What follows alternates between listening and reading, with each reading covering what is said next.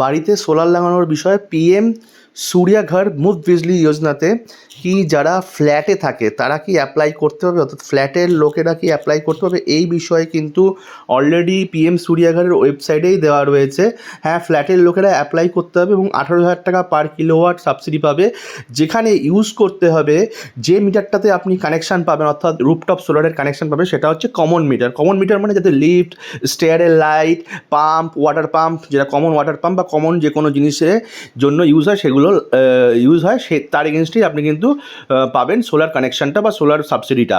ওকে, তার জন্যই আপনি কানেকশান নিতে হবে। এর জন্য সোসাইটির যে বিভিন্ন রকম কাগজপত্র লাগবে, আধার কার্ড, প্যান কার্ড, হ্যাঁ, সোসাইটির কারোর একজন আধার কার্ড এবং প্যান কার্ড এবং proper ownership, latest electricity bill এবং স্যাংশন লোড প্রুফ, যেটা ইলেকট্রিসিটি বিলের মধ্যেই স্যাংশন লোড প্রুফ এসে সোসাইটির ব্যাঙ্ক অ্যাকাউন্ট যেখানে সাবসিডি ঢুকবে, এবং অথরাইজ সিগনেচার পেপার এবং কেওয়াইসির জন্য যে ডকুমেন্টস, আধার কার্ড, প্যান কার্ড, এই জিনিসগুলো কিন্তু লাগবে।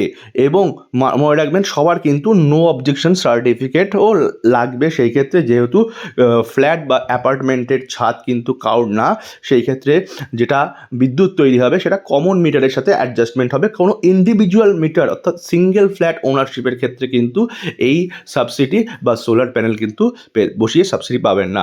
আর 18,000 টাকা পার কিলোওয়াট, যদি 10 কিলোওয়াট হয় তাহলে 10 × 18,000